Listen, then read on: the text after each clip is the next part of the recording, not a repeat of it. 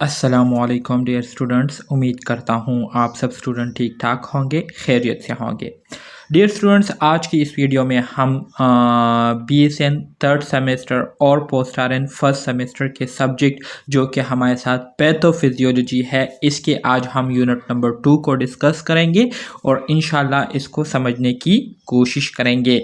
हमारे साथ आज का जो यूनिट है वो mechanism of infection and inflammation के हवाले से है।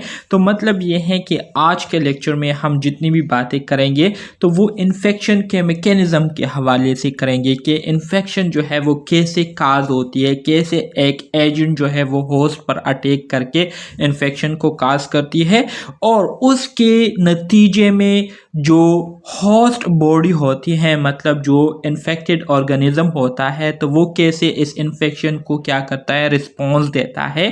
ठीक है, तो इस पर हम आज के लेक्चर में डिटेल से बात करेंगे और इंशाल्लाह इसको समझने की कोशिश करेंगे। तो डियर स्टूडेंट्स, हमारे साथ ऑब्जेक्टिव्स मौजूद है। आज के लेक्चर में हम मंदरजज़ील टॉपिक्स पर बात करेंगे और इसको समझने की कोशिश करेंगे। सबसे पहले हम डिस्क्राइब करेंगे stages of an infectious disease after the point at which the potential pathogen enter the body.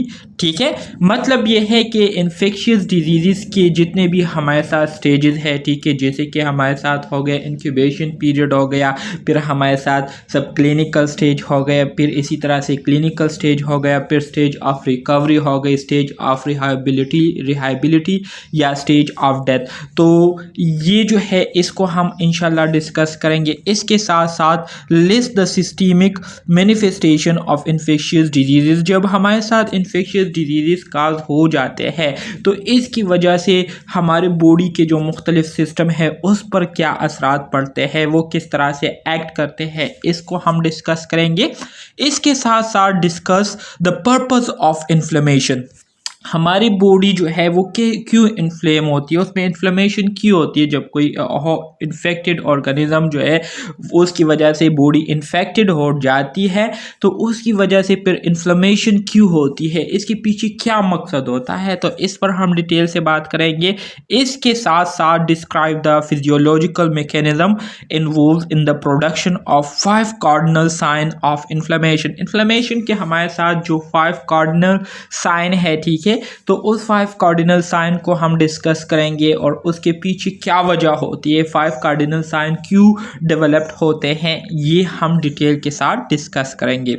इसके अलावा differentiate the haemodynamic and cellular phases of inflammatory responses. Inflammatory responses के दौरान जो हीमोडायनेमिक सिस्टम होता है और जो सेलुलर लेवल पर मुख्तलिफ़ किस्म के चेंजेस हमें देखने को मिलते हैं, तो उस पर हम बात करेंगे। और इसके साथ साथ क्रोनिक और एक्यूट इन्फ्लेमेशन को हम डिस्कस करेंगे कि क्रोनिक इन्फ्लेमेशन क्या होती है और एक्यूट इन्फ्लेमेशन क्या है। तो ये सारे बहुत ही इम्पोर्टेंट टॉपिक्स है, बहुत ही कंसेप्चुअल टॉपिक्स है। तो अगर आप इसको गौर से सुनेंगे तो इंशाल्लाह एक बार सुनने से ही आपका सारा कंसेप्ट जो है वो क्लियर हो जाएगा।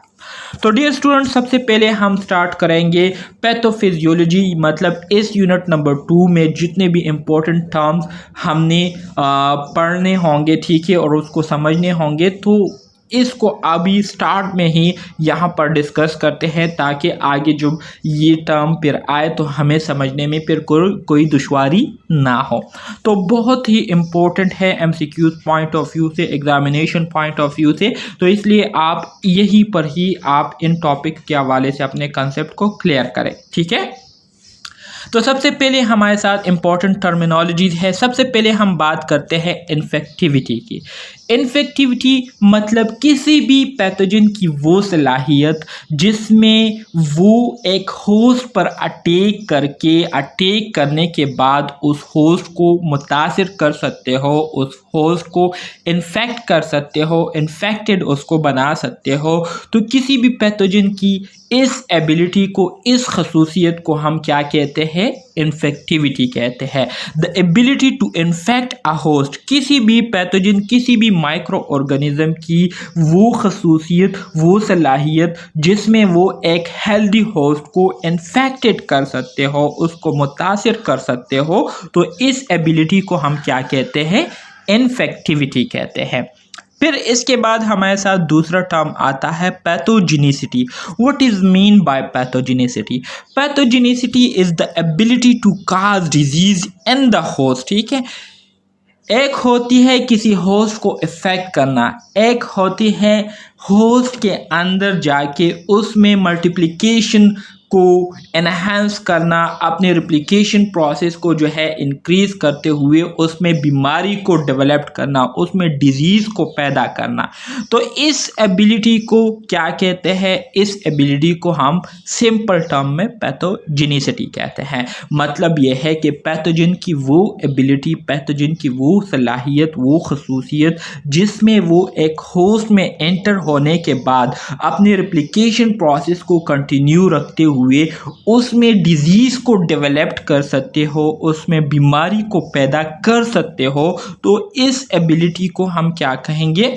इस तरह की जो एबिलिटीज होती है पैथोजन में, तो इसको हम पैथोजेनिसिटी कहते हैं। सिंपल चीज़ें, बाकी ज़्यादा डीप में जाने की आपको ज़रूरत नहीं है। सिर्फ और सिर्फ जितना मैंने आपको बताया है इतना ही आप लोग अपने माइंड में रखें तो इंशाल्लाह आप लोगों के लिए ये काफ़ी है। ठीक है, अब हम आ जाते हैं वायरुलेंस की तरफ। वायरुलेंस जो है ये वायरस से निकला हुआ है। ठीक है, तो आप सबको पता है कि हमारे साथ जो माइक्रो ऑर्गेनिज्म है इसकी क्लासिफिकेशन हुई है on the basis of their severity. ठीक है, on the basis of their ability of causing infection. मतलब ये है कि किस हद तक ये ख़तरनाक है, किस हद तक ये मुख्तलिफ़ किस्म की बीमारियों को काज कर सकते हैं। तो इसकी बुनियाद पर मुख्तलिफ़ माइक्रो ऑर्गेनिज्म की क्लासिफिकेशन हुई है, जिसमें हमारे साथ क्या आ जाते हैं? बैक्टीरिया आ जाते हैं सॉरी बैक्टीरिया आ जाते हैं, फंजाई आ जाते हैं, पैरासाइट्स आ जाते हैं। ठीक है, और हमारे साथ वायरसेस आ जाते हैं। तो वायरसेस जो है ये हमारे साथ सबसे ख़तरनाक आप कह सकते हैं कि माइक्रो ऑर्गेनिज्म है, और बहुत से ऐसे वायरसेस हैं जिसकी अभी तक आज तक जो है ना अभी कोई प्रॉपर ट्रीटमेंट, कोई प्रॉपर इलाज जो है अभी तक डिस्कवर्ड नहीं हुआ है। ठीक है, तो वायरुलेंस से मुराद ये है कि वायरस की वो एबिलिटी जिसमें वो होस्ट में सेवियर डिजीज़ को काज करने की सलाहियत रखती हो, सेवियर डिजीज़ को काज कर सकती हो। तो इस एबिलिटी को हम क्या कहेंगे? इस एबिलिटी को हम वायरुलेंस कहते हैं। ठीक है, क्या कहते हैं? वायरुलेंस। मतलब वायरस की वो एबिलिटी जो कि एक होस्ट पर अटैक करने के बाद उसमें सेवियर डिजीज़ को काज कर सकती हो। तो इस एबिलिटी को हम क्या कहेंगे? वायरुलेंस कहेंगे। सिंपल अल्फाज में है। ठीक है, अच्छा जी, इसके बाद फिर हम आते हैं इम्यूनोजेनिसिटी की तरफ। इम्यूनोजेनिसिटी ये आपके इम्यून सिस्टम से निकला हुआ है। ठीक है, इसको हम क्या कहते हैं? इम्यूनोजेनिसिटी कहते हैं। जेनिसिटी या जेनेसिस से मुराद टू प्रोड्यूस। ठीक है, having the ability of doing something is called genicity. सही है। सो इम्यूनोजेनिसिटी से मुराद ये है कि the ability to induce an immune responses in the host. मतलब ये है कि जब कोई इन्फेक्टेड ऑर्गेनिज्म किसी हेल्दी होस्ट पर अटैक करते हैं, किसी हेल्दी होस्ट के बॉडी के अंदर एंट्री लेते हैं, तो उसके नतीजे में वो हेल्दी होस्ट जब उस फॉरेन पार्टिकल के अगेंस्ट क्या करती है? मुज़ाहमत करती है। ठीक है, अपने आप को डिफेंड करने की कोशिश करती है, अपने आप को जो है उस माइक्रो ऑर्गेनिज्म से अपने आप को प्रोटेक्ट करने की कोशिश करती है।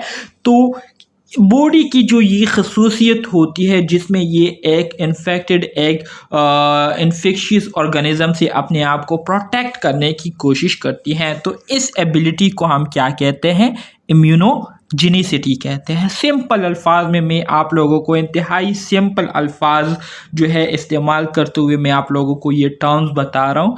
कोई भी आपको इस तरह से सिंपल करके नहीं बताएंगे, तो इसलिए मैं आपको बार बार कह रहा हूँ कि ये जो टर्म्स है ये एग्जामिनेशन पॉइंट ऑफ व्यू से भी बहुत ज़्यादा इम्पोर्टेंट है, और आम तौर पर जो है आपको जगह जगह पर जो है ना ये टर्म्स यूज़ होते हुए नज़र आएंगे। तो इसलिए ज़रूरी है कि आप लोग इस चीज़ को सही तरह से समझें, ताकि अगर कहीं पर आपसे कोई पूछे तो आप उनको फिर सही प्रॉपर जवाब दे सकते हो। ठीक है, अच्छा जी, इसके बाद फिर हम आते हैं इन्फेक्शियस डोज की तरफ। इन्फेक्शियस डोज क्या है, what is mean by infectious dose? तो इन्फेक्शियस डोज से मुराद ये है कि number of organisms needed to successfully infect. ठीक है, मतलब ये है कि ये हमारे साथ वो कंडीशन होती है जब एक माइक्रो ऑर्गेनिज्म बॉडी के अंदर एंट्री लेती है, एक होस्ट पर अटैक करने के बाद होस्ट की बॉडी में एंट्री लेती है,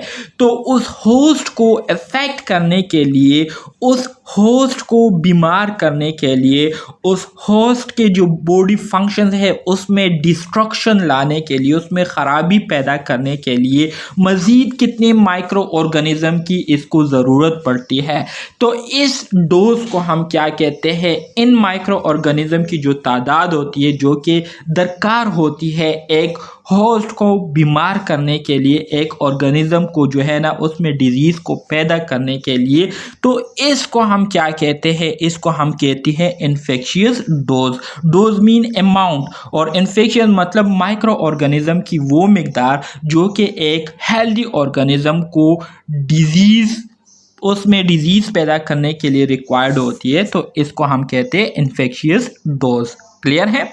अच्छा जी, इसके बाद हम आ जाते हैं लेटेंट पीरियड की तरफ। What is mean bye latent period? Latent period simple अल्फाज में लेटेंट पीरियड से मुराद ये है कि ये हमारे साथ वो कंडीशन होती है जिसमें एक हेल्दी ऑर्गेनिज्म जो है उसका जो है ना इन्फेक्टेड ऑर्गेनिज्म के साथ फॉर द फर्स्ट टाइम क्या हो रहा होता है, इंटरेक्शन हो रहा होता है, उसको एक्सपोज हो रहा होता है। ठीक है, तो इस कंडीशन को हम क्या कहते हैं, लेटेंट पीरियड कहते हैं। Exposure to infectiousness interval is called latent period. फिर इसके बाद हमारे साथ आता है इंक्यूबेशन पीरियड। सिंपल अल्फाज में इंक्यूबेशन पीरियड से मुराद ये है कि जब एक एनवायरनमेंट में होस्ट और इन्फेक्शियस एजेंट की एक दूसरे के साथ आमना सामना होता है, एक इन्फेक्शियस एजेंट होस्ट पर अटैक करके उसके बॉडी में एंट्री ले लेते हैं, तो एंट्री लेने के बाद फिर ये जो माइक्रो ऑर्गेनिज्म होता है ये अपनी मल्टीप्लिकेशन प्रोसेस जो है शुरू कर देती है, रिप्लिकेशन शुरू कर देती है। तो उस टाइम से लेकर उस टाइम तक जब इस होस्ट में इस बीमारी की पहली अलामत ज़ाहिर होती है, तो इस पहली अलामत के ज़ाहिर होने तक का जो टाइम पीरियड होता है, ठीक है, इस टाइम पीरियड को क्या कहते हैं, इंक्यूबेशन पीरियड कहते हैं। फॉर एग्ज़ाम्पल एक माइक्रो ऑर्गेनिज्म है, वो क्या करती है, मिसाल के तौर पर एक बैक्टीरिया है, या मैं कहता हूँ कि एक बैक्टीरियोफेज है। ठीक है, एक बैक्टीरियोफेज है, एक बैक्टीरियोफेज है, वो क्या करती है, वो एक हेल्दी होस्ट में जो है क्या करती है, एंट्री लेती है। ये हमारे साथ क्या है, बैक्टीरियोफेज है, इसके अंदर ये न्यूक्लिक एसिड है, डीएनए या आरएनए कुछ भी हो सकती है। ठीक है, इसने क्या किया, इसने एक हेल्दी होस्ट पर अटैक किया। ठीक है, हेल्दी होस्ट पर अटैक करने के बाद उसमें एंट्री लेने के बाद अब ये क्या करता है, उस होस्ट के जो न्यूक्लियर मटेरियल होते हैं उस पर कंट्रोल हासिल करके अपनी रिप्लिकेशन प्रोसेस शुरू कर देती है। ठीक है, अब माइक्रो ऑर्गेनिज्म होस्ट के बॉडी के अंदर मौजूद है, लेकिन अभी उसके कोई अलामात जो है वो ज़ाहिर नहीं हुए हैं। हमें कोई पता नहीं है कि आया हम बैक्टीरियोफेज से मुतासिर हो चुके हैं, उसके जद में आ चुके हैं या नहीं। तो ये बैक्टीरियोफेज क्या करती है, अपनी तादाद को बढ़ा रही होती है, बढ़ा रही होती है, बढ़ा रही होती है, बढ़ा रही होती है। तो ये इस हद तक बढ़ जाती है इसकी तादाद के बढ़ने की वजह से हमारे बॉडी में जो है ना इस बीमारी के जो अलामात है वो नज़र आना शुरू हो जाते हैं। तो इंक्यूबेशन पीरियड ये असल में हमारे साथ बैक्टीरियोफेज का या बैक्टीरिया का वो टाइम पीरियड होता है जिसमें ये अपने आप को रिप्लिकेट उस टाइम तक करती है जब तक इस बीमारी के जो अलामात है वो ज़ाहिर ना हो जाए। जैसे ही इस बीमारी की अलामत ज़ाहिर हो जाती है तो इंक्यूबेशन पीरियड उसी पॉइंट पर क्या हो जाता है, ख़त्म हो जाता है, और फिर हम इसको इंक्यूबेशन पीरियड नहीं कहते। तो उम्मीद करता हूँ यहाँ तक आप लोगों को समझ आ चुका होगा जो मैंने आप लोगों को बताया। फिर इसके बाद हम आ जाते हैं हमारे साथ जो है मुख्तलिफ़ किस्म की डिजीज़ की जो स्प्रेडिंग है उसके बेस पर मुख्तलिफ़ टर्म यूज़ हुए हैं, जिसमें हमारे साथ आ जाता है आउटब्रेक। आउटब्रेक से मुराद ये है कि कुछ एरियाज़ में जो है ना, जो बीमारी जो है ना कुछ हद तक क्या हो जाए, फैल जाए और कुछ ख़ास इलाके जो है उस बीमारी के जद में आ जाए। ठीक है, मतलब लिमिटेड स्प्रेड बीमारी जो है लिमिटेड तादाद में जो है ना वो स्प्रेड हो जाए या लिमिटेड एरियाज तक जो है वो महदूद रहे, तो इसको हम कहते हैं आउटब्रेक। फिर इसके बाद हमारे साथ दूसरा टर्म आता है एंडेमिक का। यूजुअली प्रेजेंट कंटिन्यूस अकरेंस, मतलब ये है कि एक बीमारी है जो कि बार बार जो है ना लोगों को हो रही होती है एक ख़ास इलाके में। ठीक है, तो इसको हम क्या कहते हैं, एंडेमिक कहते हैं। अच्छा जी, इसके बाद फिर हमारे साथ अगला टर्म आता है एपिडेमिक का। एपिडेमिक से मुराद ये है कि एक ख़ास इलाके में जो है एक बीमारी बहुत कम तादाद में जो है ना वो क्या हो जाए, फैल जाए और बहुत ज़्यादा लोग जो है ना उसके जद में आ जाए, तो इसको हम क्या कहते हैं, एपिडेमिक कहते हैं। रैपिड स्प्रेड इंक्रीज अक्रेंस, मतलब ये है कि इंतहाई कम टाइम में लोग जो है ना बीमारी से क्या हो जाए, मुतासिर हो जाए और वबा की तरह वो एक इलाके में जो है ना फैल जाए, तो इसको हम क्या कहते हैं, एपिडेमिक कहते हैं। फिर इसके बाद हमारे साथ अगला टर्म आता है पेंडेमिक का। तो पेंडेमिक का तो आप सबको पता है कि ऐसी बीमारी जो कि एकदम से फैल जाए और वो किसी ख़ास इलाके तक महदूद ना हो बल्कि पूरी की पूरी दुनिया जो है ना उसकी जद में आ जाए। तो इसका सबसे बेस्ट एग्ज़ाम्पल 2019 में जो कोरोना वायरस आया था, जो कोरोना काज हुआ था, ठीक है, तो वो हमारे साथ क्या है, पेंडेमिक डिजीज़ कहलाता है। क्योंकि वो चाइना से शुरू हुआ था और पूरी दुनिया उसकी जद में आई थी। तो pandemic अक्रंस across countries and in multiple population, ठीक है, बहुत ज़्यादा तादाद में लोग इससे क्या हो जाए, मुतासिर हो जाए और पूरी दुनिया इसकी जद में आ जाए। ठीक है, तो इसको हम क्या कहते हैं, पेंडेमिक कहेंगे। फिर इन्फेक्शियस पीरियड है। तो इन्फेक्शियस पीरियड से मुराद ये पीरियड की बात जब भी आती है तो यहाँ पर बात फिर टाइम की आती है कि एक ख़ास टाइम के लिए हमारे साथ कोई एक्टिविटी जो है वो हो रही होती है। तो इन्फेक्शियस पीरियड से मुराद ये है कि interval during which host can transmit infection, मतलब ये है कि वो टाइम पीरियड जिसमें एक इन्फेक्टेड होस्ट जो है जो भी इनके साथ इंटरेक्शन करते हैं तो उसकी वजह से दूसरे हेल्दी होस्ट जो है वो क्या होते हैं, मुतासिर होते हैं, उनको बीमारी लगती है।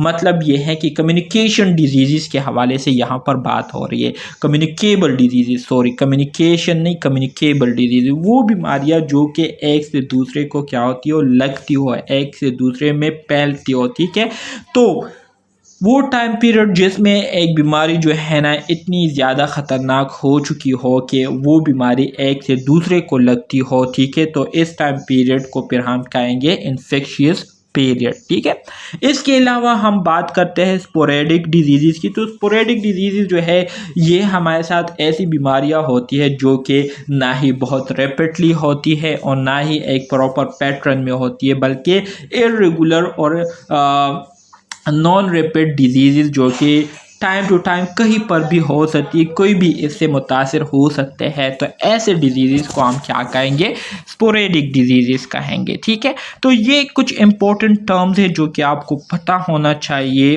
और किसी किस्म की कंफ्यूजन आपको इसमें नहीं होनी चाहिए। बहुत ही सिंपल चीज़ें, एक बार सुनने से आप लोगों को इंशाल्लाह ये सारी चीज़ें क्लियर हो जाएंगी।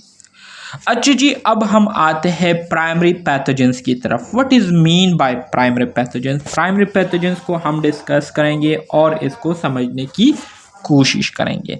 Primary pathogens cause diseases as a result of their presence or activity within the normal healthy host and their intrinsic virulence, the severity of the disease they causes, ठीक है, is in part unnecessary consequences of their need to reproduce and spread। ठीक है, simple अल्फाज में primary pathogen से मुराद ये है कि हमारे साथ जो रूट काज होते हैं, मतलब ये है कि बैक्टीरिया की वजह से फॉर द फर्स्ट टाइम जो ऑर्गेनिज़म जो इन्वॉल्व होते हैं मुख्तलिफ़ किस्म के डिजीज़ को पैदा करने में, मुख्तलिफ़ किस्म के इन्फेक्शन को काज करने में, तो उस तरह के जो पैथोजेंस होते हैं जो कि बेसिक वजह होती है, बुनियादी वजह होती है किसी किस्म की एबनॉर्मल कंडीशन की, तो ऐसे पैथोजेंस को हम क्या कहते हैं? प्राइमरी पैथोजन कहते हैं।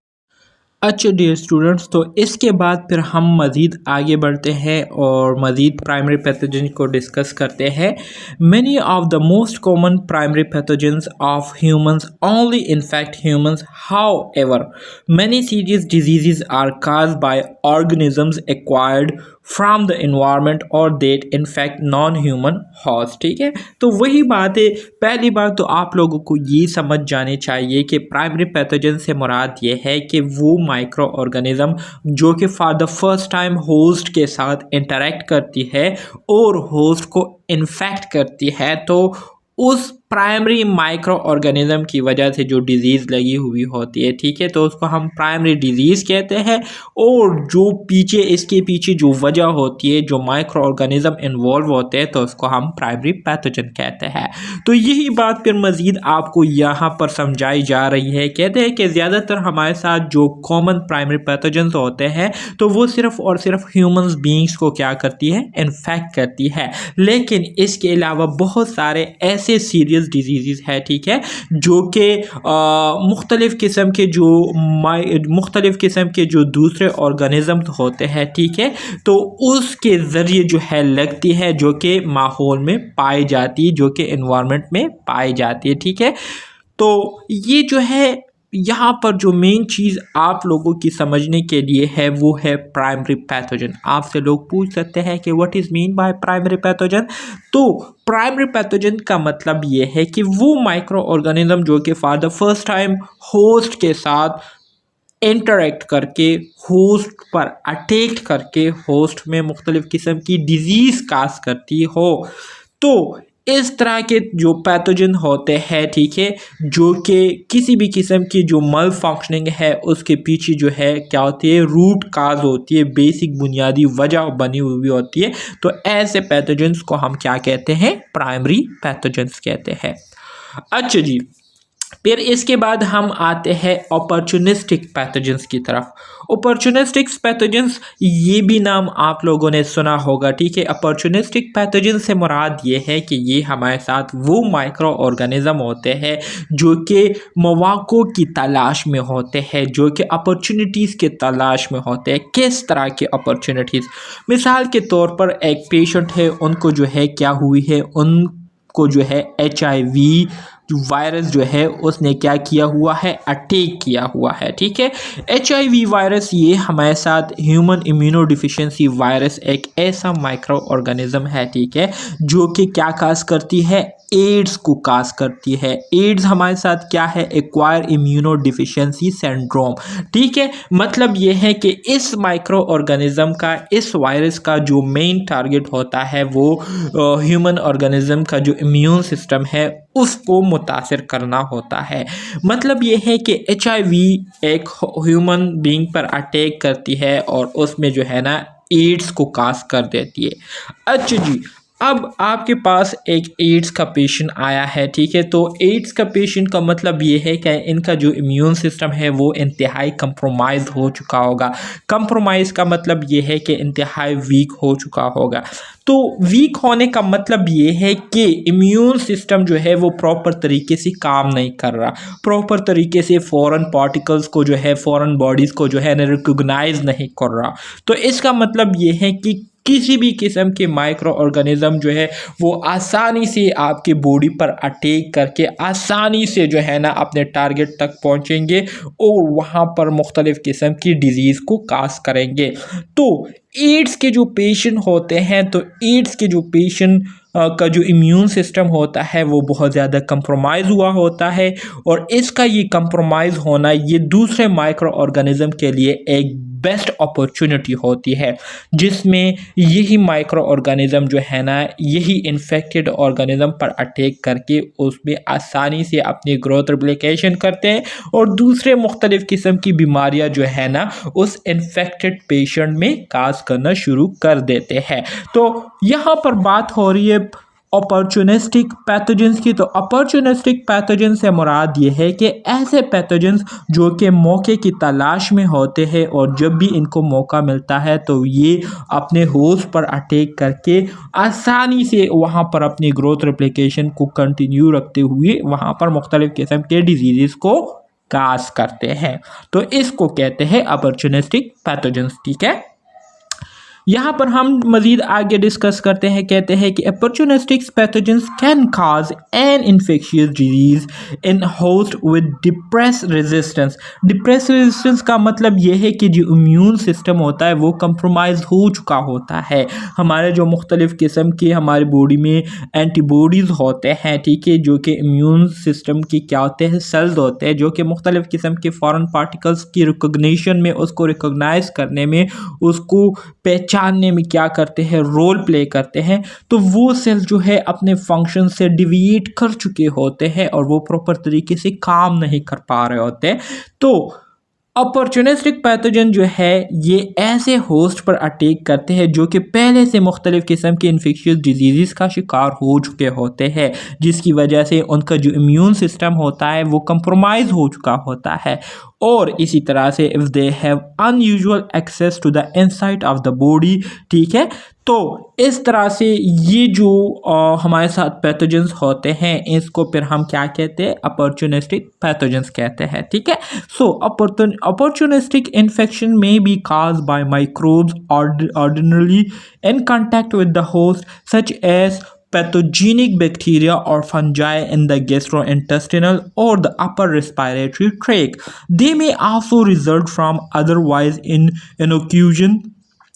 innocuous microbe acquired from other host, ठीक है, जैसे कि क्लोस्ट्रीडियम डिफिसाइल कोलाइटिस हो गए, और इसी तरह से from the environment as a result of traumatic introduction, सही, as in surgical wound infection और कंपाउंड फ्रैक्चर्स। ठीक है, मतलब ये है कि एक पेशेंट है वो किसी और वजह से जो है ना इफ़ेक्ट हुआ है, मुतासिर हुआ है, लेकिन इसके साथ साथ दूसरे माइक्रो ऑर्गेनिज़म जो है ना इस पेशेंट की इस वीक कंडीशन से फ़ायदा उठाते हुए क्या करते हैं, इसी इन्फेक्टेड होस्ट पर अटैक करते हैं और उसको मज़ीद उसकी जो हेल्थ स्टेटस है उसको ख़राब करने की कोशिश करते हैं।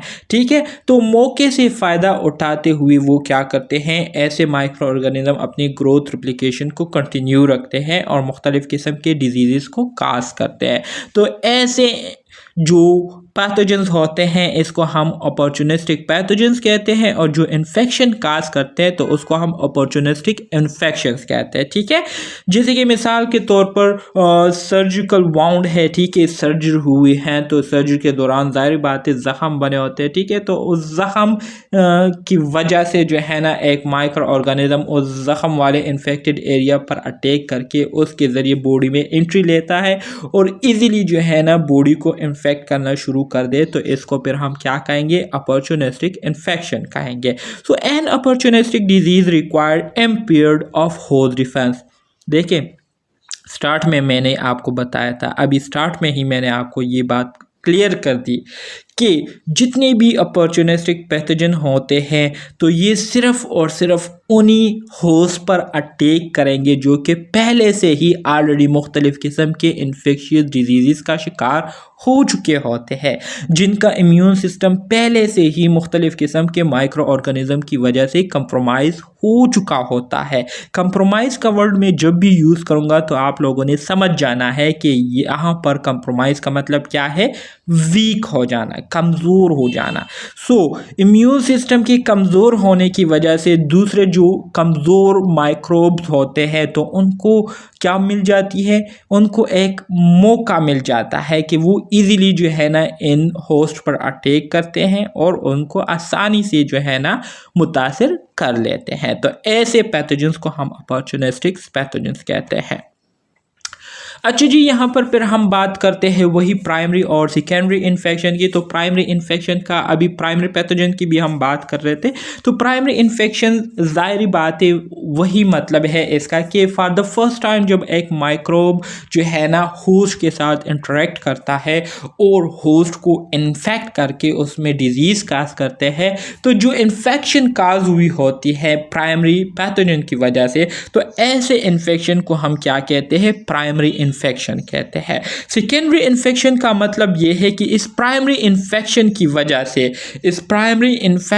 वजह से जब दूसरे कॉम्प्लिकेशन पेशेंट को फेस करने पड़ते हैं, इस प्राइमरी डिजीज़ की वजह से दूसरे मुख्तलिफ किस्म की बीमारियां जब पेशेंट को लगती है, तो इसको फिर हम कहते हैं सेकेंडरी इन्फेक्शन। ठीक है, तो प्राइमरी और सेकेंडरी इन्फेक्शन में जो डिफरेंस है वो आप सबको जो है ना क्लियर हो जानी चाहिए। सो यहाँ पर मजीद हम डिस्कस करेंगे। A primary infection is infection that is और can practically be viewed as the root cause of the current health problem. मिसाल के तौर पर एक पेशेंट है, उनको डायरिया हुई है, तो डायरिया की जो बुनियादी वजह है वो क्या होगी?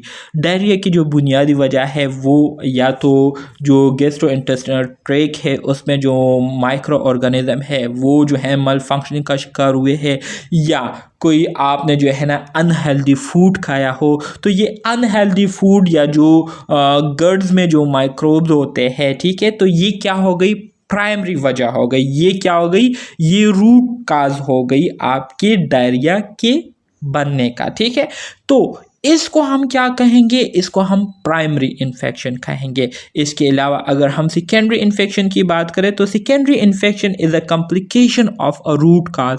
मतलब ये है कि जिस वजह से प्राइमरी इन्फेक्शन काज हुआ होता है, तो अगर इसका हम टाइम पर प्रॉपर ट्रीटमेंट ना ले, प्रॉपर इलाज ना करें, तो इसकी वजह से जब कंडीशन मज़ीद ख़राब हो जाती है, मज़ीद इसके साथ दूसरे मसाइल पैदा होना शुरू हो जाते हैं, तो जो दूसरे मसाइल इस प्राइमरी इन्फेक्शन की वजह से काज हुए होते हैं, तो इसको फिर हम कहते हैं सेकेंडरी इन्फेक्शन। तो उम्मीद करता हूँ प्राइमरी और सेकेंडरी इन्फेक्शन के दरमियान जो डिफरेंस है, जो फ़र्क है, वो आप सबको समझ आ गई होगी। अगर यहाँ तक आप लोगों को समझ आई है तो काइंडली कमेंट बॉक्स में जो है यस लिखे और कहें कि जी सर हमें समझ आ गई है। लेकिन अगर नहीं आई हो तो काइंडली आप लोग क्वेश्चन कर सकते हैं, पूछ सकते हैं। जहाँ पर आपको कन्फ्यूजन है मैं दोबारा आपको बता दूंगा, तो इंशाल्लाह आप लोगों को फिर क्लियर हो जाएगा। मजीद आगे बढ़ते हैं। For example pulmonary tuberculosis is often a primary infection. Pulmonary tuberculosis जिसे हम टीबी कहते हैं, ठीक है, सो ये हमारे साथ जो है कॉमनली एक प्राइमरी इन्फेक्शन के तौर पर आप इसको ले ले। But an infection that happen only because a burn or penetrating trauma allow unusual access to deep tissues is a secondary infection। ठीक है, तो प्राइमरी इन्फेक्शन का तो आपको मैंने बता दिया है कि ट्यूबरकुलोसिस जो है ये हमारे साथ माइकोबैक्टीरिया ट्यूबरकुलोसिस, ये हमारे साथ एक ऑर्गेनिज्म है। जब ये रिस्पायरेटरी ट्रैक्ट के ज़रिए जो है ना लंग्स में जाती है, तो वहाँ पर ये ट्यूबरकुलोसिस काज कर देती है, जिसको हम पल्मोनरी ट्यूबरकुलोसिस कहते हैं। लेकिन इसके अपोजिट अगर कोई बंदा जो है ना, किसी का स्किन जो है वो जल जाए, ठीक है, या कोई ऐसा एक्सीडेंट उनके साथ कोई ऐसा वाक़या हो जाए जिसकी वजह से उनकी जो स्किन टिश्यूज़ है उसमें टेयरिंग आ जाए, ठीक है, या जो डीप टिश्यूज़ होते हैं वो क्या हो जाए, वो टीयरिंग का शिकार हो जाए, तो इसको फिर हम क्या कहेंगे, इसको फिर हम सेकेंडरी इन्फेक्शन कहेंगे। So primary pathogens often cause primary infection and also often cause secondary infection. So primary pathogen जो है, प्राइमरी पैथोजन ये एमसीक्यूज पॉइंट ऑफ व्यू से बहुत ही इंपॉर्टेंट पॉइंट है। प्राइमरी पैथोजन जो है ये हमारे साथ प्राइमरी इन्फेक्शन की वजह भी बनती है और इसके साथ साथ सेकेंडरी इन्फेक्शन की वजह भी कॉमनली प्राइमरी पैथोजन ही बनती है। तो यहाँ तक आपको क्लियर हो जाना चाहिए। अब आ जाते हैं कंटीजियस की तरफ। कंटीजियस से क्या मुराद है? कंटीजियस से मुराद वबाई, मतलब यह है कि जो कि एक से दूसरे को लगती हो। कम्युनिकेबल जो डिजीज़ होती है उसको हम कंटीजियस कहते हैं, या जो इन्फेक्शियस डिजीज़ होते हैं जिसमें एक इन्फेक्टेड होस्ट के साथ इंटरेक्ट करने के बाद या उसके साथ कांटेक्ट करने के बाद आप भी जो है ना उस बीमारी के जद में आ जाए तो इस तरह के जो डिजीज़ होंगे इसको फिर हम इन्फेक्शियस या कंटेजियस कहेंगे, ठीक है। So infectious disease are sometime called contagious disease when they are easily transmitted by contact with an ill person और देयर सिक्रीशंस। सही है। Thus a contagious disease is a subset of infectious disease that is specially infected or easily transmitted या transmitted, ठीक है। वही बात है जो कि अभी मैंने आपको कही कि इन्फेक्शियस डिजीज़ जो है इसको बाद औक़ात कहीं कुछ जगहों पर हम इसको कंटेजियस डिजीज़ भी कहते हैं। सो इन्फेक्शियस डिजीज़ ये हमारे साथ वो बीमारियां होती हैं, वो डिजीज़ कहलाती है जो कि आसानी से एक से दूसरे में मुंतकिल होती हो, जो कि आसानी से एक से दूसरे को लगती हो। तो ऐसे डिजीज़ को हम इन्फेक्शियस डिजीज़ भी कहते हैं, कंटेजियस डिजीज़ भी कहते हैं और इसको हम कम्युनिकेबल डिजीजेस भी कहते हैं। कम्युनिकेबल जो कि एक से दूसरे को लगती हो, ठीक है। अदर टाइप्स ऑफ इन्फेक्शियस में हमारे साथ ट्रांसमिसिबल हो गई, ठीक है, या कम्युनिकेबल वही बात है with more specialized routes of infection, ठीक है, सच एज वेक्टर ट्रांसमिशन या sexual transmission are usually not regarded as contagious, ठीक है, and often do not require medical isolation of victim। सही है। सो हमारे साथ जो इन्फेक्शियस डिजीज़ होते हैं, जो अभी मैंने आपको कहा कि इसको आप ट्रांसमिसिबल भी कह सकते हैं, कम्युनिकेबल भी कह सकते हैं, कंटेजियस भी कह सकते हैं। तो ये जो है ना एक से दूसरे को लगती है, लेकिन कुछ ख़ास रूट्स के ज़रिए जो है ना ये एक से दूसरे में मुंतकिल होती है। इसके अलावा जो हमारे साथ वेक्टर ट्रांसमिशन या सेक्सुअल ट्रांसमिटेड डिजीज़ होते हैं तो ये आप इसको कंटेजियस डिजीज़ में जो है इसको आप कंसीडर नहीं कर सकते, ठीक है। तो ये हमारे साथ कम्युनिकेबल डिजीज़ से मुख्तलिफ हैं। तो यहाँ तक आपको क्लियर हो चुका होगा, उम्मीद करता हूँ। अच्छा जी, अब हम आ जाते हैं स्टेजेस ऑफ इन्फेक्शियस डिजीज़ की तरफ। स्टेजेस ऑफ इन्फेक्शियस डिजीज़, हमारे साथ इन्फेक्शियस डिजीज़ के मुख्तलिफ स्टेजेस हैं, ठीक है। अब जी इसको अब हम वन बाय वन पढ़ेंगे। सबसे पहले तो एक इम्पोर्टेंट चीज़ है जो कि मैं आप लोगों को बताना चाहूँगा, तो उसके बारे में जो है ना आप लोगों को पता होना चाहिए। तो अगर आपको याद हो तो यूनिट नंबर 1 में भी मैंने आपको थोड़ा बहुत जो है ना इसके हवाले से बताया था कि हमारे साथ जो क्या कहते हैं एपिडेमियोलॉजी ऑफ डिजीज़। तो स्टेजेस ऑफ इन्फेक्शियस डिजीज़ में मैंने आपको कहा कि मैंने इससे पहले आपको जो है ना एपिडेमियोलॉजी ऑफ डिजीज़ के हवाले से अगर आपको याद हो तो यूनिट नंबर 1 में मैंने आपको बताया था कि हमारे साथ जो है ना मुख्तलिफ़ स्टेजेस होते हैं डिज़ीज़ प्रोसेस के हमारे साथ मुख्तलिफ़ स्टेजेस होते हैं। यूजुअली अगर हम देखें तो टोटल हमारे साथ 4 स्टेजेस होते हैं। पहला जो स्टेज होता है उसको हम कहते हैं ससेप्टिबिलिटी स्टेज। क्या? ससेप्टिबिलिटी स्टेज उसको कहते हैं। दूसरा जो स्टेज है उसको हम इंक्यूबेशन स्टेज कहते हैं, ठीक है। तीसरा जो स्टेज है उसको हम क्लिनिकल स्टेज कहते हैं। क्या कहते हैं? क्लिनिकल या सब क्लिनिकल मेरे ख्याल में कहते हैं। चौथा स्टेज जो है क्लिनिकल है और पांचवा स्टेज जो है stage of recovery, stage of recovery, disability और डेथ है। सो ससेप्टिबिलिटी स्टेज का मैंने आपको कहा था कि ये वो स्टेज होता है जिसमें for the first time host और एजेंट का जो है ना एक दूसरे के साथ क्या होता है, इंटरेक्शन होता है, एक दूसरे को एक्सपोज होते हैं, ठीक है। फिर ससेप्टिबिलिटी के बाद जब एजेंट जो है होस्ट पर अटैक कर लेते हैं तो इसी तरह से होस्ट एजेंट जो है वो होस्ट के अंदर अपनी रेप्लिकेशन प्रोसेस स्टार्ट कर लेते हैं। तो अपने रेप्लिकेशन प्रोसेस से लेकर उस टाइम पीरियड तक जब तक इस डिज़ीज़ की पहली अलामत ज़ाहिर ना हो जाए तो उस तक जो है हमारे साथ जो टाइम पीरियड होता है उसको हम इंक्यूबेशन पीरियड कहते हैं। फिर जब पहली अलामत ज़ाहिर हो जाती है तो उसको हम क्या कहते हैं, उसको हम क्लिनिकल स्टेज कहते हैं, ठीक है। क्या कहते हैं? Clinical stage. और इसके बाद जब बीमारी मज़ीद बढ़ जाती है, ठीक है, और इसकी अलामत मज़ीद बढ़ना शुरू हो जाए तो वो हमारे साथ सब क्लिनिकल स्टेज होता है। आखिर में हमारे साथ स्टेज ऑफ रिकवरी आती है, या डिसेबिलिटी या डेथ, या तो जो पेशेंट है उसकी रिकवरी होगी, या उसी बीमारी के साथ रहकर उसको ज़िंदगी गुजारनी होगी, या उसकी क्या हो जाती है, डेथ हो जाती है। तो ये मुख्तलिफ स्टेजेस मैंने आपको पिछले क्लास में काफ़ी डिटेल के साथ बताई है। अगर आप लोगों ने वो नहीं देखा है तो आप लोग यूनिट नंबर 1 देख के, लिंक में आपके साथ इस वीडियो की लास्ट में जो है शेयर कर दूंगा, तो आप उस वीडियो को भी जो है देखें यूनिट नंबर 1 को। उसके बाद आप लोगों को यूनिट नंबर 2 फिर आसानी से समझ आएंगी। ठीक है। सो इंक्यूबेशन स्टेज की अगर हम बात करते हैं तो इंक्यूबेशन स्टेज जो है, अभी मैंने आपको बताया कि ये हमारे साथ वो स्टेज होता है जिसमें पैथोजन जो है वो होस्ट के अंदर होता है, होस्ट में उसने एंट्री ली होती है, और इसी तरह से होस्ट की जो मशीनरी है उसी को यूटिलाइज करते हुए अपने ऑफस्प्रिंग बना रहे होते, अपने रिप्लिकेशन कर रहे होते, अपनी तादाद को बढ़ा रहे होते हैं।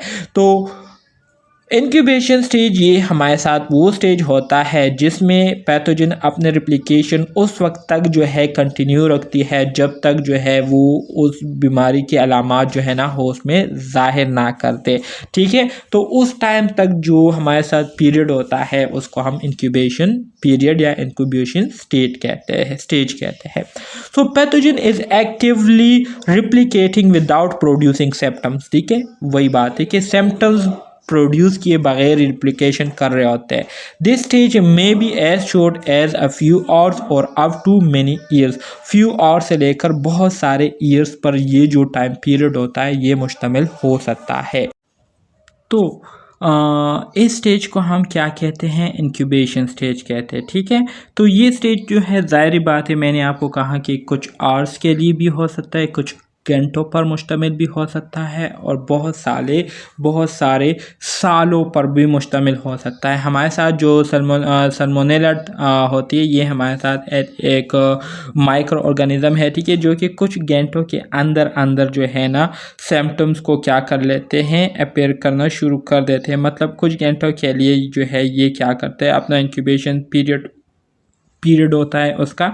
जबकि HIV का तो आपको पता है कम से कम 8 से 10 साल तक जो है ये अपने अलामात को ज़ाहिर करने में जो है लेती है। तो HIV का जो इंक्यूबेशन पीरियड है तो वो 8 to 10 ईयर्स है। ठीक है।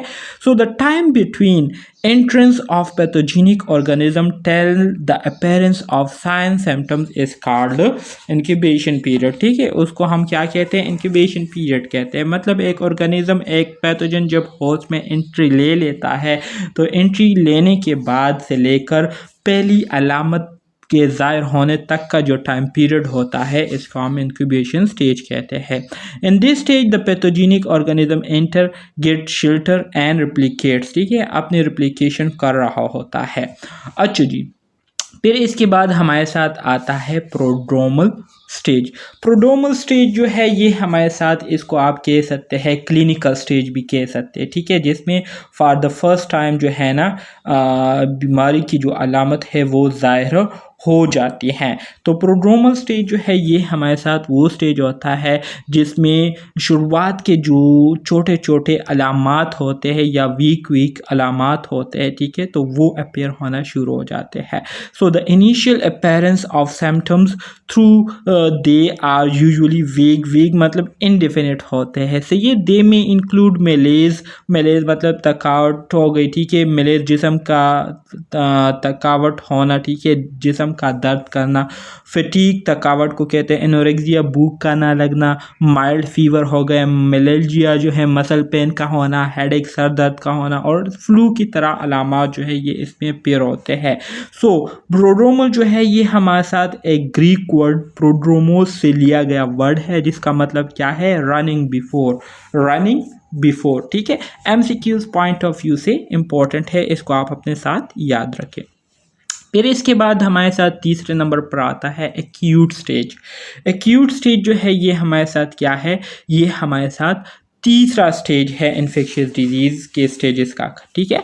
So the maximum impact of the infectious process, मतलब ये है कि ये हमारे साथ वो स्टेज होता है जिसमें जो पैथोजन होता है उसकी पैथोजेनिसिटी जो है वो बिल्कुल पीक पर होती है, बिल्कुल टॉप पॉइंट पर होती है, ठीक है। और वो जो बिल्कुल पीक पर इसके जो असरात होते हैं ना, वो क्या कर रहा होता है, इस स्टेज में शो कर रहा होता है। सो इसी वजह से there is rapid proliferation and spread of the pathogen.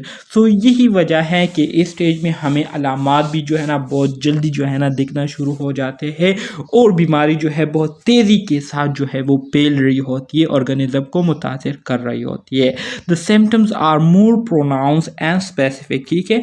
और जो अलामात नज़र आ रहे होते हैं तो वो भी बहुत ज़्यादा स्पेसिफिक और बहुत वाज़े अलामात होते हैं जिसको देखकर आपको इजीली पता चल जाता है कि क्या मसला है और क्या हो रहा है पेशेंट के साथ। इसके बाद हमारे साथ जो फोर्थ स्टेज है वो कहलाता है कन्वल्सन पीरियड, ठीक है। कन्वल्सन्स पीरियड हमारे साथ क्या है, infection is contain and being progressively eliminated, मतलब ये है कि ये हमारे इसी तरह से the damage tissues is repair and symptoms are decrease. ज़ाहिरी बात है जब हमारे साथ इन्फेक्शन जो है वो रिकवरी की तरफ आएंगी तो इन्फेक्शन की रिकवरी की तरफ आना, इसके साथ क्या होगा, इसके साथ जो डैमेज टिश्यूज़ है उसकी भी रिपेयरिंग स्टार्ट हो जाएगी, बॉडी उसको रिपेयर करना शुरू कर देगी और जो साइन सिम्टम्स अपीयर हुए थे तो वो साइन सिम्टम्स भी आहिस्ता आहिस्ता ख़त्म होना शुरू हो जाएंगे, आहिस्ता आहिस्ता डिक्रीज़ होना शुरू हो जाएंगे। तो इस तरह से ये हमारे साथ कन्वल्सन पीरियड कहलाता है, ठीक है। अच्छा जी, कन्वलेसेंस में क्या होता है, कन्वलेसेंस क्या है, convalescence is the gradual recovery of health and strength after illness और इंजरी, ठीक है। इलनेस और इंजरी के बाद जिस्म का या सेहत का आहिस्ता आहिस्ता जो है रिकवरी की तरफ आना और जिस्म में ताकत का पैदा हो जाना, कुव्वत का महसूस कर जाना, तो इसको कहते हैं क्या, इसको कहते हैं कन्वलेसेंस, ठीक है। It refers to the later stage of an infectious disease और illness when the patient recovers and return to previous health but may continue to be a source of infection to other even if feeling better. मतलब ये है कि इसमें अब chronic disease के तरफ जो है इशारा किया गया है कि जो पेशेंट होता है बज़ाहिर तो वो रिकवरी की तरफ आ जाता है, वो रिकवर भी कर जाता है, वो अपने नॉर्मल लाइफ ज़िंदगी को गुजारना शुरू भी कर देता है, लेकिन जो बीमारी के जो असरात होते हैं वो अब भी इसके बॉडी में मौजूद होते हैं और इसी बीमारी के असरात के साथ, इसी क्रॉनिक कंडीशन के साथ ही वो फिर बाकी की ज़िंदगी क्या करते हैं, गुजारते हैं, ठीक है। इसी तरह से अगर हम रिजोल्यूशन की बात करें तो रिजोल्यूशन से क्या मुराद है, the total elimination of the pathogen, no residual signs and symptoms is called resolution. मतलब यह है कि मुकम्मल तौर पर पैथोजन्स का जिस्म से ख़त्म हो जाना, बिल्कुल माइक्रो ऑर्गेनिज्म का डेथ हो जाना और मुख्तलिफ़ किस्म के जो साइन सिम्टम्स अपीयर थे उसका मुकम्मल तौर पर ख़ात्मा हो जाना is called resolution. So resolving of all sign symptoms also known as recovery phase, इसको भी हम क्या कह सकते हैं, रिकवरी फेज कहते हैं। अच्छा जी, इसके बाद हम आते हैं हमारे साथ जो दूसरी किस्म है इन्फेक्शन की, वो है systemic manifestation of infectious disease. मुख्तलिफ़ किस्म के इन्फेक्शियस डिजीज़ की वजह से हमारे जो मुख्तलिफ़ किस्म के सिस्टम पाए जाते हैं हमारे बॉडी में, तो उस पर क्या अलामात होते हैं, उसकी क्या अलामात होते हैं, उस पर क्या असरात पड़ते हैं इस इन्फेक्शियस डिजीज़ की वजह से, तो इसको अब हम यहाँ पर डिस्कस करेंगे। सो मैनिफेस्टेशन में भी लोकल, फॉर एग्जांपल सेलुलाइटिस हो सकता है, एब्सेस हो सकता है, और सिस्टमेटिक या सिस्टेमिक में मोस्ट ऑफन फीवर मैनिफेस्टेशन में develop in multiple organ system, ठीक है। अब जो ये इन्फेक्शियस डिजीज़ की वजह से जो साइन सिम्टम्स अपीयर होते हैं, जो अलामात होते हैं, तो ये लोकल भी हो सकते हैं और सिस्टेमिक भी हो सकते हैं, ठीक है। सो मुख्तलिफ़ ऑर्गन में जो मुख्तलिफ़ किस्म की अलामात हमें देखने को मिलते हैं इन्फेक्शियस डिजीज़ की वजह से, तो उसको हम यहाँ डिस्कस करेंगे। सिवियर जनरलाइज इन्फेक्शंस में have life threatening manifestation, for example sepsis हो गए, सेप्टिक शॉक हो गए। सेप्सिस का आपको पता है ना, जो ब्लड जो है पोल्यूटेड हो जाए, ब्लड में माइक्रो ऑर्गेनिज्म जो है वो शामिल हो जाए, तो इसको फिर हम सेप्सिस कहते हैं।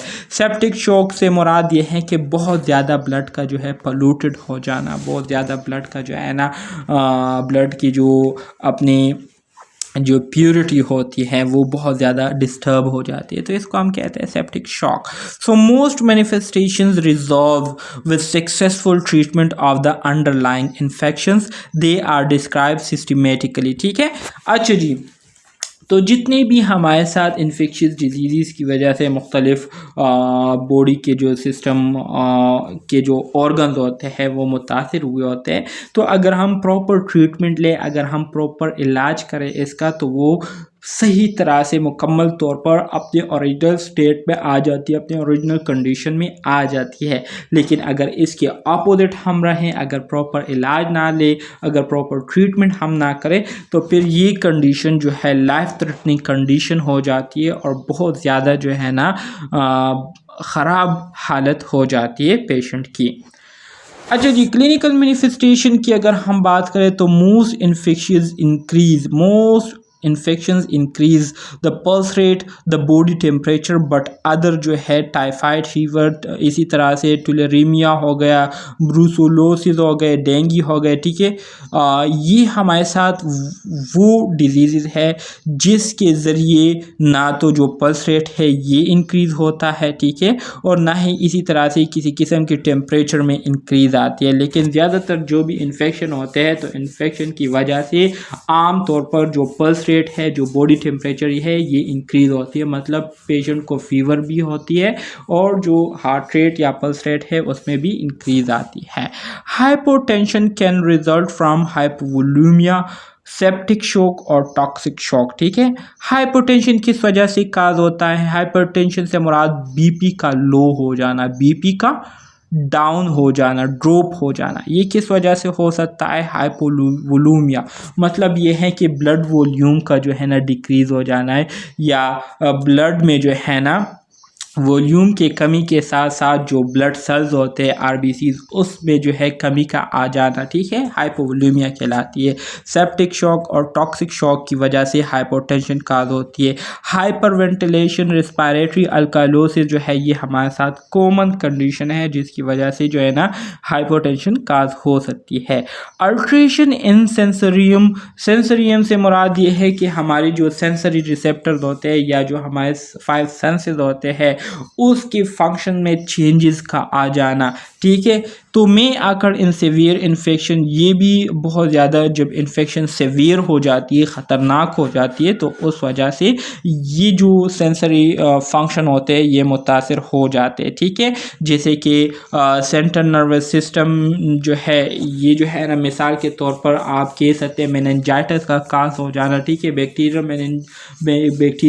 मेनिंजाइटिस मतलब बैक्टीरिया की वजह से जब मेनिंजेस में इन्फेक्शन हो जाती है तो फिर उसको हम बैक्टीरियल मेनिंजाइटिस कहते हैं। तो इस वजह से हमारे मुख्तलिफ़ किस्म के बॉडी के जो कोऑर्डिनेशन होते हैं, बॉडी के जो फंक्शन होते हैं, वो अपना काम प्रॉपर तरीके से करना छोड़ देते हैं। तो ये मुख्तलिफ़ कंडीशन है, ठीक है, मुख्तलिफ़ अलामात है जो कि मुख्तलिफ़ इन्फेक्शियस डिजीज़ की वजह से खास होते हैं। अच्छा जी, encephalopathy is most common and serious in elderly and many cause anxiety, confusion, delirium, stupor, seizures and coma, ठीक है। इंसेफेलोपैथी जो हमारे साथ इंसेफेलोन होते हैं, ठीक है, वहाँ पर जो है ना इन्फेक्शन जो है काज हो जाती है और उसकी वजह से इंतहाई सीरियस कंडीशन जो है काज हो जाती है, जिसकी वजह से पेशेंट एंजाइटी, कन्फ्यूजन, डिलीरियम किसे कहते हैं, लॉस ऑफ मेमोरी को कहते हैं, ठीक है। स्टूपर में पेशेंट की जो फिजिकल कंडीशन है वो एबनॉर्मल हो जाती है, अपीयरेंस जो है वो एबनॉर्मल अपीयर होते हैं, सीजर्स हो गए, और इसी तरह से कोमा, ये आपको कॉमनली इंसेफेलोपैथी की वजह से देखने को मिलेगी पेशेंट्स में अगर आप देखें। हीमेटोलॉजिकल मैनिफेस्टेशन की अगर हम बात करें तो हीमेटोलॉजिकल मैनिफेस्टेशन की बहुत ही सिंपल खुलासा मैं आपको कहूँगा, ठीक है। देखें, जब फॉर द फर्स्ट टाइम एक पेशेंट हॉस्पिटल जाते हैं, ठीक है, तो उसको जो है ना मुख्तलिफ टेस्ट के लिए जो है कहा जाता है कि आप ये टेस्ट करें, जिसमें हमारे साथ ब्लड प्रोफाइल आ जाता है, ठीक है, जिसमें हम जो है ना ब्लड प्रोफाइल में हम उनकी जो है ना कंप्लीट जो हमारे साथ ब्लड काउंट वगैरह है, जिसमें RBCs आ गए, हीमोग्लोबिन आ गए, वो WBCs आ गए, प्लेटलेट्स आ गए, ठीक है, इसी तरह से ओसिनोफिल्स हो गए, बेसोफिल्स हो गए, MCH हो गए, ये सारे जो है इसमें आ जाते हैं। इसके अलावा हमारे साथ HIV टेस्ट हम करते हैं, इसी तरह से हम जो है ना टाइफाइड टेस्ट करते हैं, हेपेटाइटिस टेस्ट करते हैं, ये सारे जो है ना ब्लड प्रोफाइल में आ जाते हैं, ठीक है। तो हम उनको ये टेस्ट करने के लिए कहते हैं। तो अगर मिसाल के तौर पर कोई पेशेंट जो है वो इन्फेक्शन का शिकार हुआ हो, वो इन्फेक्टेड हुआ हो, तो सबसे पहले ब्लड प्रोफाइल में हमें क्या देखने को मिलता है, उस पेशेंट का जो WBC लेवल होता है, जो WBC लेवल होता है, WBC तो जानते हैं ना आप लोग किसे कहते हैं। WBC mean white blood cells. White blood cells जो कि आपके इम्यून सिस्टम में इन्वॉल्व होते हैं, इम्यून सिस्टम के जो फंक्शन है उसमें इन्वॉल्व होते हैं, ठीक है। तो WBCs जो है ये क्या करते हैं, इसकी जो वॉल्यूम है नॉर्मली आप लोगों ने देखा होगा 4000 से लेकर कितने तक होता है, 11,000 तक ये कॉमनली आपको मिलेगा। इतना फॉर एग्जांपल इतना है, ठीक है।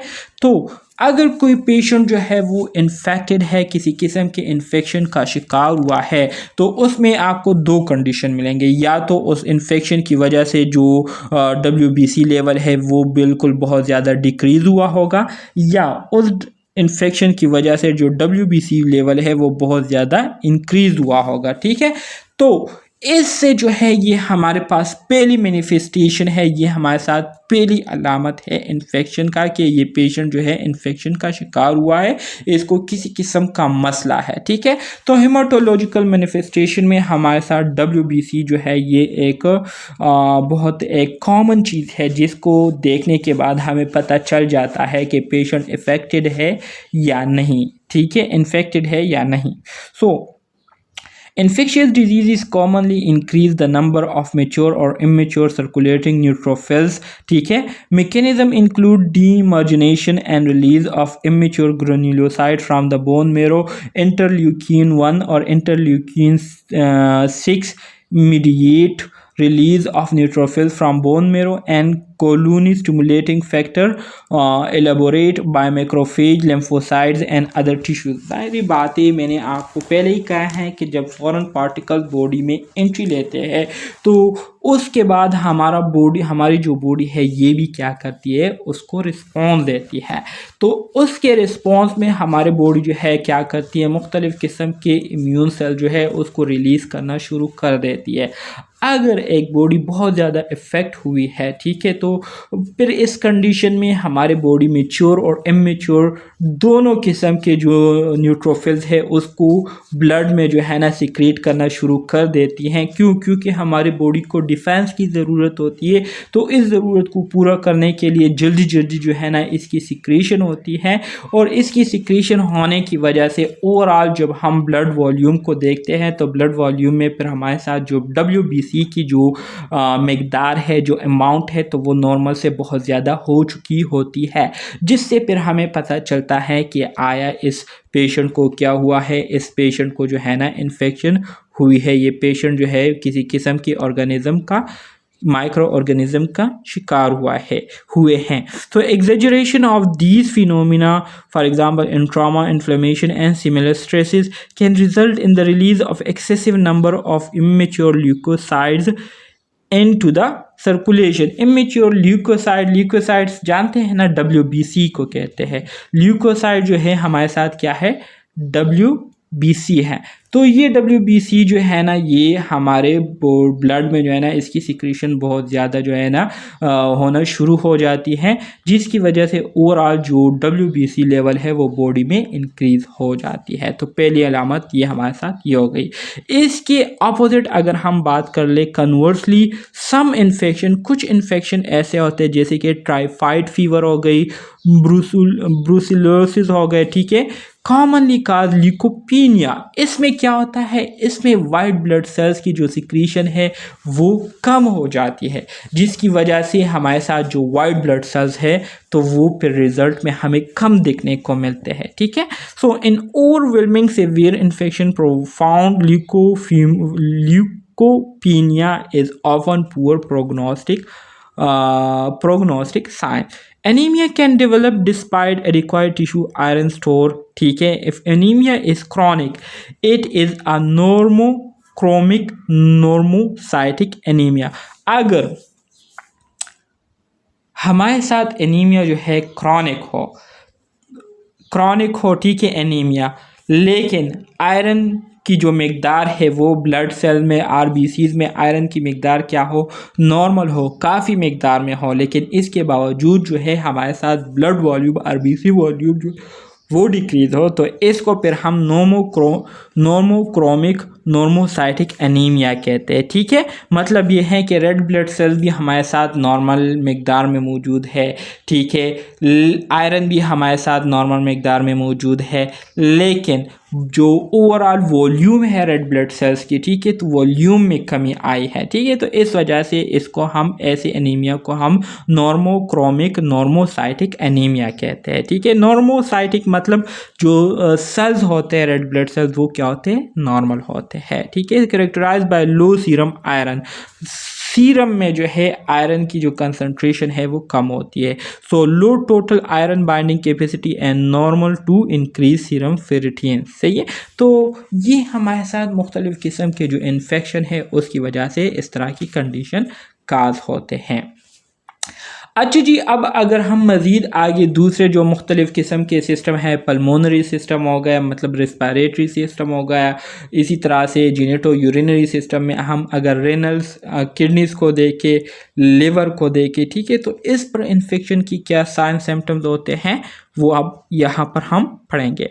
सो पल्मोनरी कंप्लायंस में decrease progressing to acute respiratory distress syndrome and respiratory muscle failure। ठीक है, जाहिर बात है जब respiratory muscles फेल होंगे, कोलैप्स करेंगे, तो कोलैप्स होने की वजह से एयर ट्रैक जो है वो क्लियर नहीं होगा, उसमें नैरोनेस आएगी, नैरोनेस आने की वजह से जो फ्लो ऑफ एयर है टूवर्ड लंग्स वो प्रॉपर नहीं होंगी, गैसेस एक्सचेंज प्रॉपर नहीं होगा, तो इस वजह से भी हमें जो है ना मुख्तलिफ़ किस्म की साइन सिम्टम्स देखने को मिलेंगे। इसके साथ साथ जो हमारे साथ एक्यूट रेस्पिरेटरी डिस्ट्रेस सिंड्रोम है, ठीक है, तो इसकी वजह से बहुत सारे हमारे लंग्स के जो फंक्शन है वो क्या हो जाते हैं, कंप्रोमाइज़ हो जाते हैं। इसी तरह से रिनल मैनिफेस्टेशन की अगर हम बात करें, किडनीज़ के फंक्शंस की अगर हम बात करें, तो किडनीज़ पर इस इन्फेक्शन के क्या असरात होते हैं, किस तरह के अलामात इसमें ज़ाहिर होते हैं। तो renal manifestation range from minimal proteinuria to acute renal failure. ठीक है, मतलब ये है कि जब किडनी के फंक्शन कंप्रोमाइज़ हो जाते हैं तो फिर सही तरह से जो है ना अमाइनो एसिड की रीअब्जॉर्प्शन नहीं होती, जिसकी वजह से बहुत ज़्यादा मिकदार में जो अमाइनो एसिड होते हैं, जो प्रोटीन होते हैं या जो यूरिया होता है वो हम अमोनिया होता है वो हमारे बॉडी से यूरिन के ज़रिए एलिमिनेट होता है, जिसको हम प्रोटीन्यूरिया कहते हैं। ठीक है, प्रोटीन का बॉडी से यूरिन के ज़रिए एलिमिनेट होना, ठीक है, और फिर इसी तरह से किडनीज़ का फेल हो जाना, which can result from shock and acute tubular necrosis, glomerulonephritis और ट्यूबुलो इंटरस्टिशियल डिजीज़। ठीक है, ये मुख्तलिफ़ किस्म की डिजीज़ इस वजह से फिर काज हो जाते हैं। हेपेटिक डिसफंक्शन की अगर हम बात करें तो इंक्लूडिंग कोलिस्टेटिक जॉन्डिस, मतलब जॉन्डिस का काज हो जाना, hepatocellular dysfunction occur with many infection even though the infection does not localize to the liver. Liver में इन्फेक्शन नहीं होती लेकिन फिर भी लिवर के फंक्शन जो है इससे मुतासर हो रहे होते हैं। Upper GI bleeding due to stress ulceration may occur during sepsis के दौरान जो है ना अपर जीआई ब्लीडिंग जो है ये होना शुरू हो जाती है। तो ये मुख्तलिफ़ किस्म की अलामात है जो कि हमारे मुख्तलिफ़ ऑर्गन्स को क्या करती है, अफेक्ट करती है, और मुख्तलिफ़ ऑर्गन में ये हमें देखने को मिलती है। इसके बाद हम बात करते हैं एंडोक्राइनोलॉजिक डिसफंक्शन की। एंडोक्राइनोलॉजिक से मुराद हमारा जो एंडोक्राइन सिस्टम है तो वो इन्फेक्शन की वजह से कैसे मुतासिर होता है और इसकी क्या साइन सिम्टम्स हमें देखने को मिलते हैं। So increase production of thyroid stimulating hormone, vasopressin, insulin and glucagon. जब एंडोक्राइन सिस्टम जो है इन्फेक्शन की वजह से मुतासिर हो जाता है तो फिर बॉडी की रिक्वायरमेंट्स के ना होने के बावजूद जो थायराइड स्टिमुलेटिंग हार्मोन है, वेजोप्रेसिन है, इंसुलिन है, ग्लूकागॉन है, इसकी जो है सिक्रीशन हो रही होती है जिसकी हमें बॉडी की ज़रूरत नहीं होती लेकिन फिर भी हो रही होती है। So break down of skeletal muscle protein and muscle wasting secondary to increase metabolic demand. ठीक है, तो इस वजह से जो स्केलेटल मसल प्रोटीन होते हैं उसकी ब्रेकडाउन शुरू हो जाती है, मसल्स जो है वो वेस्ट होना शुरू हो जाते हैं और इसी तरह से जो मेटाबॉलिक डिमांड है वो ज़्यादा होती चली जाती है। ठीक है, बोन डीमिनरलाइजेशन शुरू हो जाती है, हाइपोग्लाइसीमिया जो है ना सेप्सिस में वो हमें देखने को मिलती है जिसमें ब्लड में ग्लूकोज का जो लेवल है वो बहुत ज़्यादा शदीद कम हो जाता है।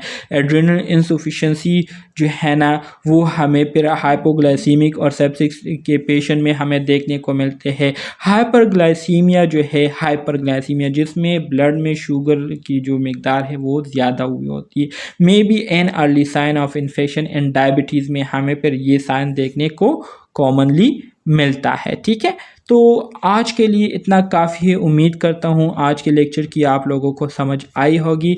इंशाल्लाह नेक्स्ट क्लास में हम इंशाल्लाह इसके पार्ट 2 को डिस्कस करेंगे और इसको समझने की कोशिश करेंगे।